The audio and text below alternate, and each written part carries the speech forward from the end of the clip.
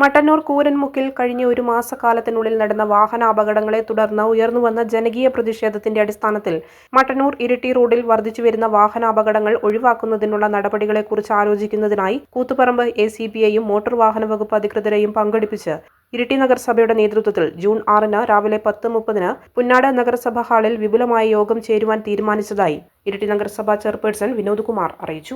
വാഹനങ്ങളുടെ അമിത വേഗത നിയന്ത്രിക്കുന്നതിനു വേണ്ടി ഇരിട്ടി നഗരസഭ ജൂലൈ മാസം 6 തീയതി രാവിലെ 10:30 പോലീസ് ഉദ്യോഗസ്ഥരെയും മോട്ടോർ വാഹന വകുപ്പിലെ ഉദ്യോഗസ്ഥരെയും ഉൾപ്പെടെ പങ്കെടുപ്പിച്ചുകൊണ്ട് ഇരിട്ടി നഗരസഭ ഹാളിൽ യോഗം ചേരാൻ തീരുമാനിച്ചു. നമുക്കൊക്കെ അറിയാം, ഇരിട്ടി തലശ്ശേരി വളവുപാറ റോഡിൽ കൂരമുക്ക് ഉളിയിൽ പ്രദേശങ്ങളിൽ ഒരു മാസത്തിനിടയിൽ നിരവധി അപകടങ്ങളാണ് സംഭവിച്ചിട്ടുള്ളത്.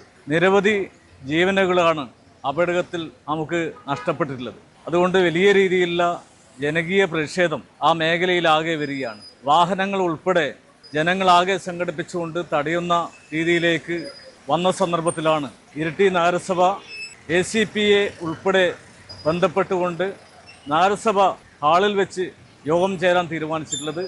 അതിൻ്റെ അടിസ്ഥാനത്തിൽ നമ്മുടെ രാഷ്ട്രീയ പാർട്ടി പ്രതിനിധികളെ, അതുപോലെ തന്നെ മോട്ടോർ വാഹന വകുപ്പിലെ ഉദ്യോഗസ്ഥരെ, പോലീസിനെ ഉൾപ്പെടെ പങ്കെടുപ്പിച്ചുകൊണ്ട് യോഗം ചേർന്ന് ആവശ്യമായിട്ടുള്ള മോട്ടോർ വാഹന വകുപ്പിൻ്റെ നടപടി എടുക്കാൻ സാധിക്കുന്ന നിലയിലേക്കുള്ള തീരുമാനങ്ങൾ എടുക്കാൻ സാധിക്കുന്ന യോഗമാണ് സംഘടിപ്പിച്ചിട്ടുള്ളത്.